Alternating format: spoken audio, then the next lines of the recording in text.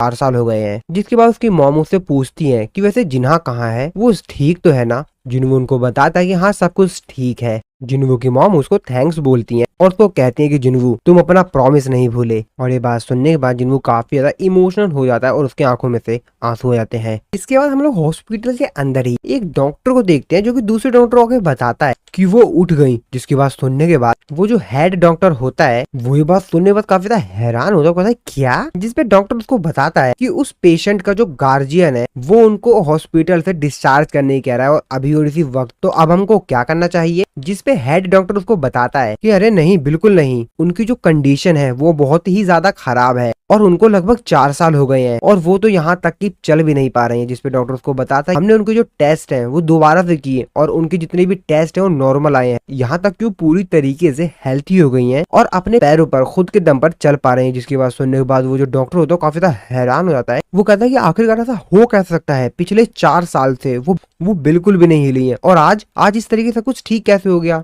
अब उसको भी यार यहाँ पे कंफ्यूजन हो रही होती है कि आखिरकार मेरे को करना क्या चाहिए। जिसके बाद वो सोचता है कि मेरे को सबसे पहले मेडिकल कम्युनिटी जो है उनको इस चीज के बारे में इन्फॉर्म करना चाहिए और आगे जो मेरे को करना है मैं उनसे बात ही कर लूंगा। तभी जो डॉक्टर होता है वो हेड डॉक्टर को बताता है काफी ज्यादा परेशान सिर्फ इसीलिए हूँ क्योंकि उनके साथ यानी जो पेशेंट का गार्जियन है वो कोई आम इंसान नहीं है। और वो हेड डॉक्टर को बताता है कि शायद आपने सांग जुनवो के बारे में सुना होगा जो कि अभी कंट्री का 10वां एस रैंक का हंटर बना है। अभी बात सुनने के बाद जो हेड डॉक्टर होता है वो भी थोड़ा सा परेशान हो जाता है। वो कहता है कि किसी भी हेल्थी इंसान को हम लोग हॉस्पिटल में नहीं रख सकते, पेशेंट को घर जाना ही होगा और अब हम यहाँ पर कुछ कर भी नहीं सकते, पेशेंट को डिस्चार्ज करना ही पड़ेगा। फिर इसके बाद हम लोग कुछ समय बाद का सीन देखते हैं जहाँ पर जिन्हा जो होती है वो भी हॉस्पिटल में आ गई होती है। जिन्हू की मॉम जिन्हा को देखते हुए कहती है कि तुम तो काफी ज्यादा बड़ी हो गई हो और जिन्हा अपनी मॉम को ठीक हुआ देखकर वो भी काफी ज्यादा रोने लग जाती है। जिन्हू उन दोनों को ही देख रहा होता है। जिन्हू अपने मन में सोचते हुए कहता है कि मैंने जितनी भी मेहनत की, मैंने जितना भी हार्ड वर्क किया, आखिरकार उन सबका फल मिल गया और अब मेरे को ऐसा लग रहा है कि मैंने जो कुछ भी किया मेरे को वो सब कुछ मिल गया, उसका मेरे को रिवॉर्ड मिला। लेकिन मैं अभी भी नर्वस हूँ। मैंने उस ब्रिज को क्रॉस कर दिया है जहाँ से वापस आना संभव नहीं है। जिसके बाद जिन्हू हॉस्पिटल के बाहर जो गार्डन होता है वहां पे जाकर बैठ जाता है। वो अपने मन में सोचते हुए कहता है कि मैंने अपने फोन को काफी ज्यादा समय से इस्तेमाल नहीं किया क्योंकि मैं डेमन कैसल के अंदर था। जिसके बाद वो अपना फोन चेक करता है।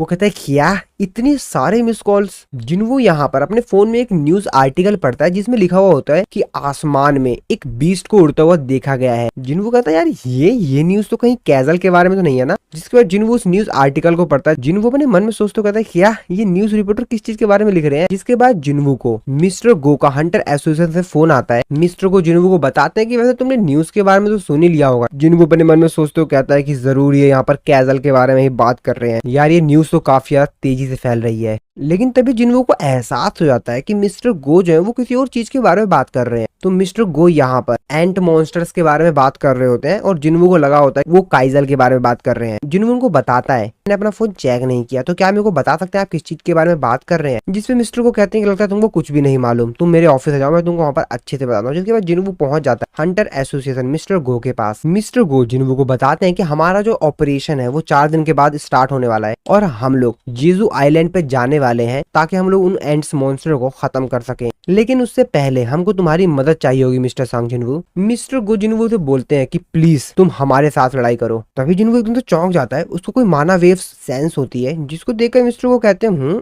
क्यों, क्या हुआ, कुछ दिक्कत है क्या। जिसपे जिन्हू उसको बताते हैं अरे नहीं कोई दिक्कत नहीं है, पर मेरे को ऐसा लग रहा था कि कुछ हंटर्स बाहर लड़ रहे हैं। जिसपे मिस्टर को कहते हैं बहुत बढ़िया, जैसा कि मेरे को लगा ही था, तुम्हारी जो सेंस है वो काफी ज्यादा तेज है, तुम्हारी जो सेंस एबिलिटी है इसको देखकर मैं काफी ज्यादा इंप्रेस हुआ। मिस्टर गो आगे बताते हैं एस रैंक के हंटर्स जिम के अंदर प्रैक्टिस कर रहे हैं और शायद उनको वही चीज फील हुई होगी। जिन्हों कहता है क्या एस रैंक के हंटर्स। मिस्टर गो जिन्हों को बताता है कि हाँ वो लोग प्रैक्टिस कर रहे हैं क्योंकि आज से सिर्फ 4 दिन बचे हुए हैं जेजू आइलैंड पर रेड करने के लिए। जापानीज एस रैंक के हंटर्स साथ ही में जो एस रैंक के हंटर गोटो रियूजू है वो भी इस रेड में पार्टिसिपेट कर रहे हैं। गोटो रियूजू का नाम सुन के जिन्हों कहता है आप गोटो रियूजू की बात कर रहे हैं ना। मिस्टर गो उसको बताते हैं कि हाँ मैं गोटो रियूजू की बात कर रहा हूँ, जापान का सबसे ग्रेटेस्ट हंटर। जिसके बाद मिस्टर गो जिन्हों को अपने साथ जिम में ले जाते हैं जहाँ पर वो सभी जो बाकी एस रैंक के हंटर्स होते हैं वो प्रैक्टिस कर रहे होते हैं। वहाँ के फाइट को देखकर जिन्वो काफी ज्यादा हैरान होता है। मिस्टर गो उससे कहते हैं कि आज यहाँ पर इस जगह पर काफी सारे एस रैंक के हंटर्स एक साथ इकट्ठा हुए हैं। ये मौका रोज रोज देखने के लिए नहीं मिलता है और शायद जो तुमको माना वेव्स महसूस हो रही थी वो शायद तुमको यहीं से हो रही थी। जिन्वो मिस्टर गो से कहता है कि मेरे को ऐसा लग रहा है कि मिस्टर बेग फाइट करने में थोड़ा सा स्ट्रगल कर रहे हैं। तभी पीछे से मिस्टर चोई वहां पर आते हैं। मिस्टर चोई कहते हैं कि हाँ तुमने सही कहा, लेकिन अगर मिस्टर बेग अपने पूरे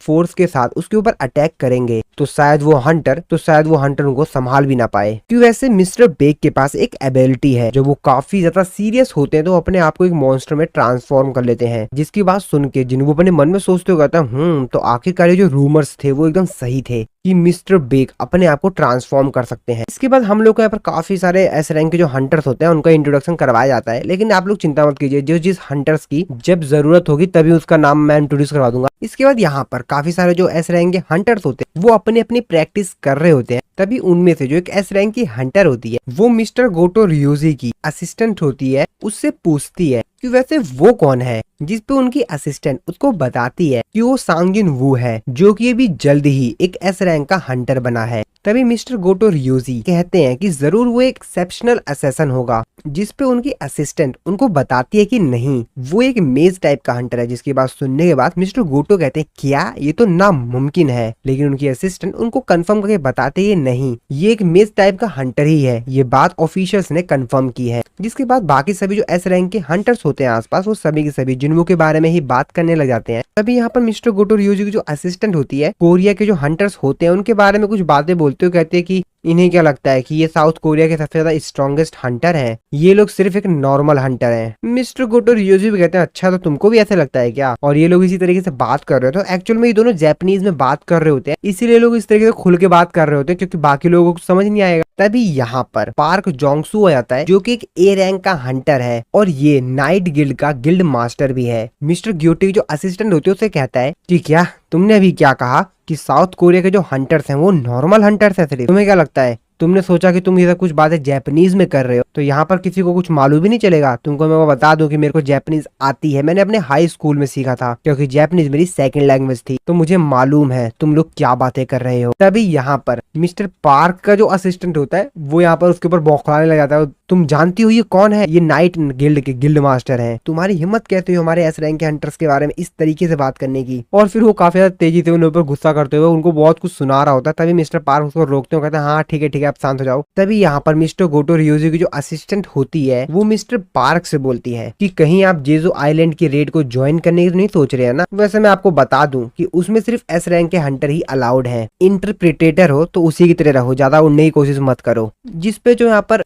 असिस्टेंट होती है वो कहते हैं अच्छा तो तुम क्या मेरे से लड़ने की सोच रहे हो क्या। इसके बाद वो उन लोगों को बताती है कि मेरा नाम हानेकावा है और मैं जापान की एक ए रैंक की हंटर। तुमको लग रहा होगा कि मैं सिर्फ एक इंटरप्रिटेटर हूँ, लेकिन उसके साथ साथ मैं एक ए रैंक की हंटर भी हूँ। ऊपर से सांगजुन वू और मिस्टर चोई ये सब कुछ कलेश जो नीचे हो रहा था ये देख रहे होते। जिनवू भी अपने मन में सोचते हो कहता है अरे यार ये चल क्या रहा है यहाँ, कोरिया के और जापानीज के ए रैंक के हंटर्स के बीच में फाइट क्या कर रहे हैं भाई ये लोग। मिस्टर चोई जिन्वू से कहते हैं ये थोड़ा सा इंटरेस्टिंग लग रहा है। और नीचे हम लोग देखते हैं कि यहाँ पर दोनों के दोनों मिस्टर पार्क और जो असिस्टेंट होती है मिस्टर गोटो रियोजी की, ये दोनों फाइट करने के लिए रेडी हो जाते हैं। मिस्टर पार्क उसको बताते हैं कि सिंपल रूल है, हम दोनों में से जो भी सबसे पहले कलाई पकड़ लेगा वो जीत जाएगा और जो नहीं पकड़ पाया वो हार जाएगा। जिसके बाद हानाकावा जो होती है वो यहाँ पर काफी तेजी से मिस्टर पार्क के ऊपर अटैक करती है, बहुत ज्यादा तेजी से, लेकिन मिस्टर पार्क उसके सारे अटैक को डॉज कर रहे होते हैं। वही देख के काफी ज्यादा हैरान होती है। मिस्टर पार्क को बताते हैं कि तुम्हें क्या लगा कि तुम मेरे को इतनी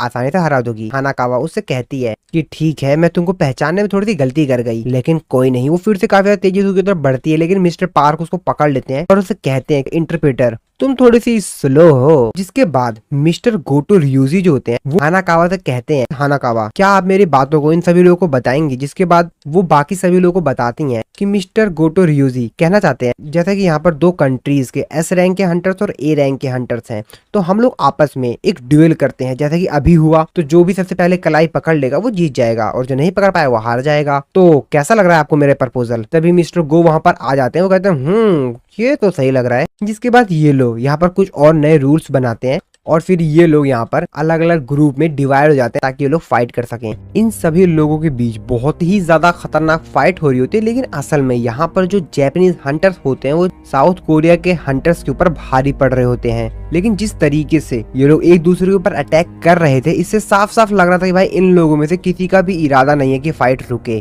क्योंकि ये लोग फुल पावर का इस्तेमाल करके एक दूसरे के ऊपर अटैक कर रहे थे, जिसको देखकर बाकी सभी जो लोग होते हैं वो भी काफी ज्यादा हैरान होते हैं, सोच रहे होते हैं कि ये लोग रुकेंगे नहीं क्या अब।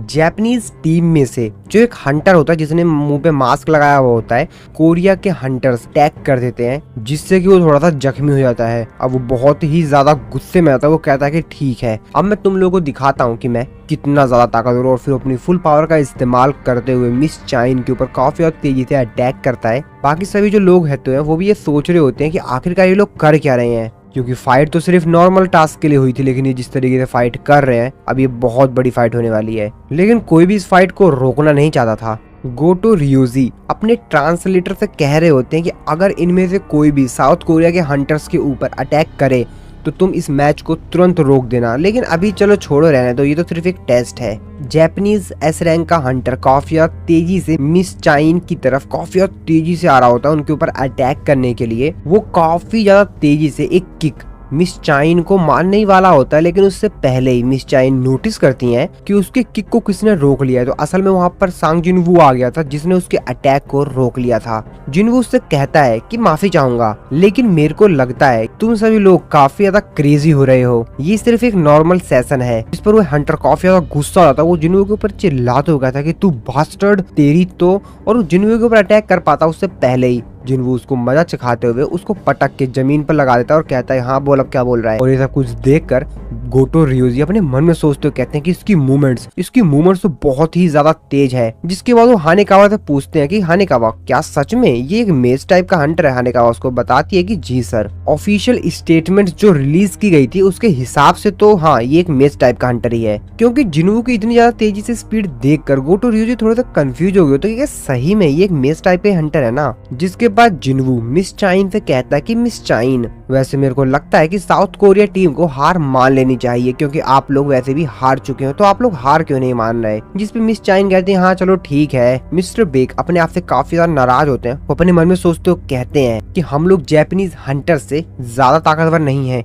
यहाँ तक कि मैंने अपने आप को मॉन्स्टर में भी ट्रांसफॉर्म कर लिया था फिर भी। जिसके बाद मिस हानाकावा मिस्टर गोटो की जो बातें होती है उसको ट्रांसलेट करके जिनवू को बता रही होती है। वो जिनवू से कहती है कि मिस्टर गोटो को आपसे कुछ कहना है, ये आपसे कह रहे हैं कि क्या आप इनके साथ 1-on-1 फाइट करेंगे। जिस पर जिनवू भी उसकी तरफ देखता है, वो मन में सोचते हुए कहता है कि 1-to-1 फाइट, तो क्या ये देखना चाहता है कि आखिरकार मैं कितना ज्यादा स्किल्ड हूँ। अब मेरे को नहीं मालूम कि इसकी असली इंटेंशन क्या है, लेकिन हाँ ये मेरे लिए काफी बेहतरीन चांस है कि मैं अपने आप को टेस्ट कर सकता हूँ कि मैं डेमोन कैसल से बाहर आने के बाद कितना ज्यादा ताकतवर बना हूँ। मिस्टर गोटो जिनवू की तरफ देख रहे होते हैं, वो अपने मन में सोचते हुए कहते हैं आखिरकार ये मेरे रहते हुए स्माइल कैसे करता है। मिस हानेकावा मिस्टर गोटो को बताती हैं कि मिस्टर गोटो, सांग जिनवू आपके साथ लड़ाई करने के लिए तैयार तो है, लेकिन उनकी एक शर्त है। मिस्टर गोटो कहते हैं क्या शर्त, कौन सी शर्त, हाँ बताओ क्या शर्त है। जिसके बाद मिस हानाकावा उनको बताती हैं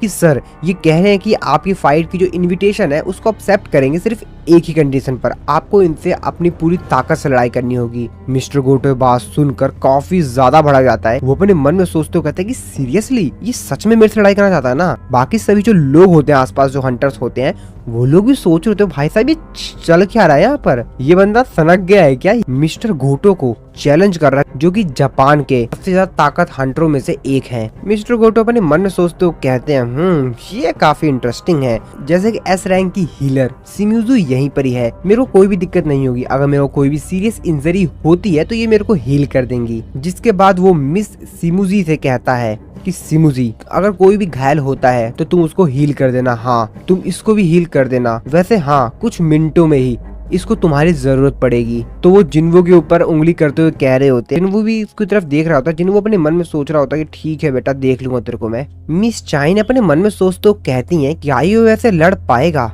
लेकिन नहीं एक मिनट, इसने ए रैंक के डंजन बॉस को साथ ही में 100 से भी ज्यादा हाई रैंक के ऑर्स को अकेला हराया था। मिस चाइन से कहते हैं कि मिस चाइन, आज आपने अपने नोज के ऊपर रुमाल नहीं बांधा हुआ है, क्योंकि आज तो यहाँ पर काफी ज्यादा हंटर है। मिस चाइन उसको बताती है कि हाँ, मैंने अपने नोज को कवर नहीं कर रखा, क्योंकि जब हम लोग जेजू आइलैंड के ऊपर रेड करने के लिए जाएंगे तो वहाँ पर भी तो हम लोग नहीं करेंगे ना, तो मैं इसीलिए इस चीज की प्रैक्टिस कर रही हूँ। वैसे मेरे को आपसे मिस्टर सांग जिनवू के बारे में कह रहा था, तो क्या सांग जिनवू लड़ पाएगा? जिस पर मिस्टर बेग कहते हैं हाँ बिल्कुल, कोई दिक्कत नहीं होगी। मिस चाइन उनसे कहती है तो क्या आप उसको इस लड़ाई के लिए रोकना नहीं चाहेंगे? जिसपे मिस्टर बेग उनसे कहते हैं कि हाँ, वैसे मिस्टर गोटो रियूजी जैसा अपोनेंट होना ये थोड़ी सी दिक्कत वाली बात तो है। मिस चाइन कहती है तो फिर भी क्यों नहीं रोक रहे हैं आप? जिसपे मिस्टर बेग उनको बताते हैं कि जो आप सोच रही हैं सेम वही चीज तो मैं भी सोच रहा हूँ ना, आप भी तो आखिरकार सांग जिनवू की स्किल्स देखना चाहते हैं, उसकी फाइटिंग स्किल्स। पर मिस्टर बेग तो अपने मन में सोचते कहते हैं कि अगर सच में मिस्टर सांग जिनवू एक ऐसा हंटर है जो कि लेवल अप कर सकता है, तो जरूर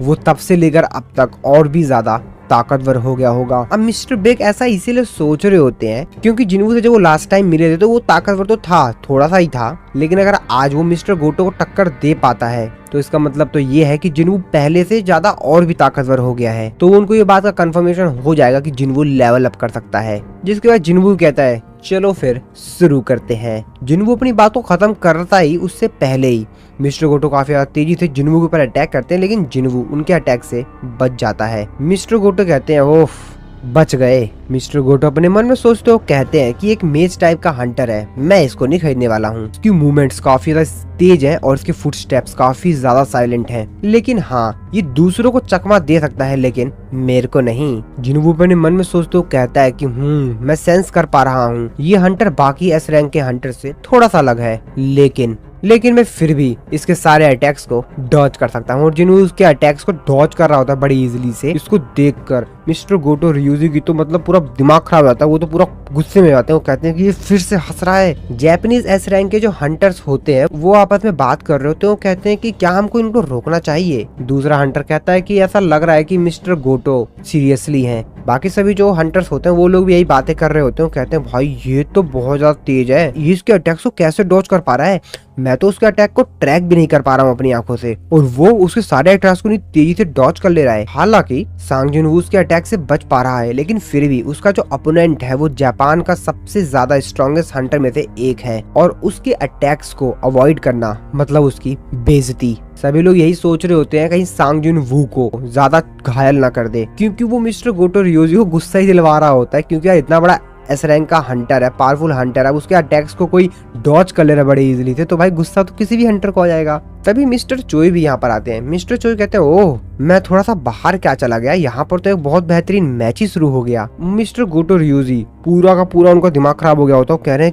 वो कह रहे होते हैं कि बार बार मेरे अटैक्स को डॉज कैसे कर पा रहा है, ये बार बार इतना लकी कैसे हो सकता है। और वो अपना जो माइंड होता है उसको चेंज कर लेते हैं। वो कहते हैं कि ठीक है, अब मैं इसको खत्म ही कर दूंगा। और वो जिनवू के ऊपर काफी तेजी से अटैक करने के लिए आ रहे होते हैं। जिनवू का सिस्टम जिनवू को अलर्ट करके उसको बताता है कि वार्निंग, तुम्हारा जो एनिमी है उसका जो इंटेंशन है वो बहुत ही ज्यादा खतरनाक है, वो तुमको मारना चाहता है। जिनवू देखा कहता है क्या, लेकिन जिनवू उसके उस अटैक को भी डॉज कर लेता है। जिनवू अपने मन में सोचते हुए कहता है कि अगर मैं इससे इसी तरीके से खेलता रहा तो मेरा सिस्टम मेरे को बहुत ही जल्दी एक अर्जेंट क्वेस्ट दे देगा, जैसा कि वांग डोंग सू और कैंग के साथ हुआ था। जिनवू मिस्टर गोटो रियूजी से कहता है कि अगर मैं थोड़ा सा भी लेट हो जाता तो मैं अपनी आंखें खो देता, क्योंकि मिस्टर गोटो रियूजी ने जिनवू के आंख के ऊपर एक्चुअल में अटैक किया होता काफी तेजी से, लेकिन जिनवू ने उसको रोक लिया होता है। मिस्टर गोटो रियूजी अपने मन में सोचते हुए कहते हैं कि आखिरकार कितना ज्यादा ताकतवर है, इसने मेरे हाथ को पकड़ लिया। वो जिनवू से कहते हैं कि क्या तुम मेरे साथ खेल रहे हो? जिनवू कहता है मुझे नहीं पता कि तुम क्या कह रहे हो,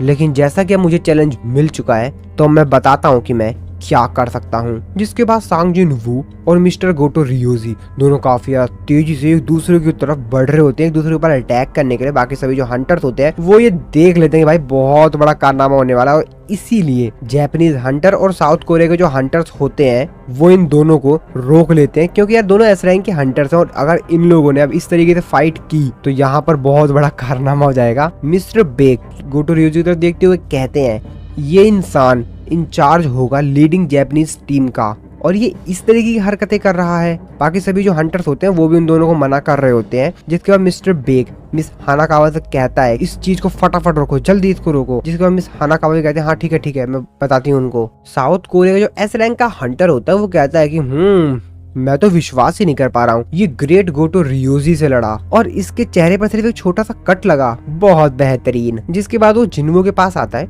वो जिन्वो से कहता है कि वैसे मैंने तुम्हारी फाइट स्किल्स अभी देखी, काफी बेहतरीन। हमारे गिल्ड में काफी सारे हंटर्स हैं, लेकिन उनमें से ज्यादातर मेजिज ही हैं। हमारे पास कोई अच्छा फाइटर हंटर नहीं है, तो क्या तुम हमारे गिल्ड को ज्वाइन करना चाहोगे? जिसपे मिस्टर जोई उसको चिल्लाते हुए कहते हैं कि हे कोच, मिस्टर सांग जिन्वो एक मेज टाइप का हंटर है। ये सुनने के बाद वो कहते हैं कि क्या?